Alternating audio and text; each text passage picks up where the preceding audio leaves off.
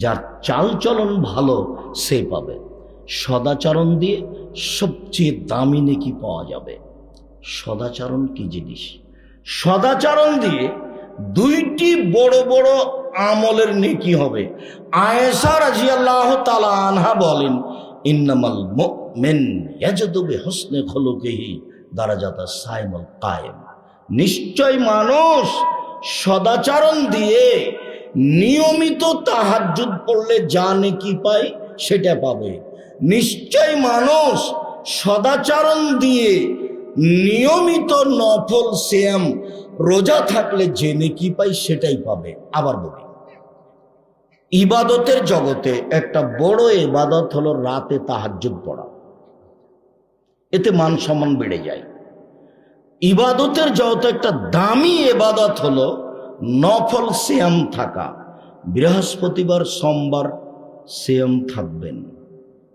জুলহিজ্জার 1 থেকে 9 পর্যন্ত সিয়াম থাকবেন। শাওয়ালের 7 দিন সিয়াম থাকবেন। শাবানের একটানা 15 দিন সিয়াম থাকবেন। আরাফার 1 দিন সিয়াম থাকবেন। মুহররমের 2 দিন সিয়াম থাকবেন। নিয়মিত নফল সিয়াম থেকে যত নেকি হবে, সদাচরণে তত নেকি হবে। সদাচরণ কি জিনিস?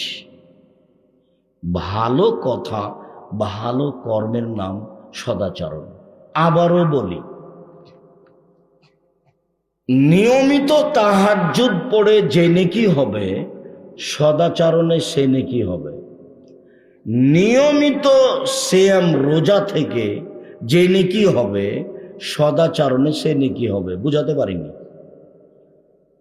এই দুইটা ইবাদত মিলে যত নেকি হবে, সদাচরণে একাই তত নেকি হবে। এবার কি বুঝাতে পেরেছি? সম্মানিত দ্বীনী ভাই ও বোন, সদাচরণ দিয়ে মানুষের ভাগ্য, মানুষের বয়স বেশি হয়ে যায়। সদাচরণ দিয়ে মানুষের টাকা পয়সা বেশি হয়ে যায়। আনাস রাদিয়াল্লাহু তাআলা আনহু বলেন, রাসূল সাল্লাল্লাহু আলাইহি সাল্লাম বলেছেন, মান সাররাহু, যে চায়, আইয়ুবসাতা লাহু ফি রিজকিহি ওয়া ইনসালাহু ফি আসারিহি, যে চায় তার টাকা বেশি হয়ে যাক, যে চায় তার বয়স বেশি হয়ে যাক, আল্লাহ তাকে অনেক দিন বাঁচিয়ে রাখো, এই দুটা যে চায়, ফাল এসেল রাহেমাহু, সে যেন সদাচরণ করে। পৃথিবী সৃষ্টির 50,000 বছর পূর্বে যে ভাগ্য লেখা হয়েছে, সেই ভাগ্য যদি নতুনভাবে লিখাতে চান তাহলে সদাচরণ করতে হবে।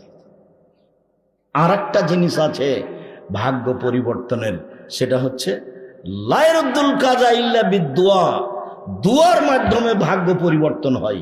পৃথিবী সৃষ্টির 50,000 বছর পূর্বে যে ভাগ্য লেখা হয়েছে, যদি খুব বেশি কান্নাকাটি করে দোয়া করেন তাহলে আল্লাহ কেটে ওটা নতুনভাবে লিখে দেবেন। যার কারণে 2020-22 পর্যন্ত আমি করোনা দিয়ে ভাগ্য বাড়াতে চাইনি। মাস্ক দিয়ে আমি করোনাতে আমি মাস্ক দিয়ে ভাগ্য বাড়াতে চাইনি। একবারে এমন ভাবে শক্ত হয়েছিলাম যে করোনার 5 পয়সা দাম দেনি আমি, 5 পয়সা।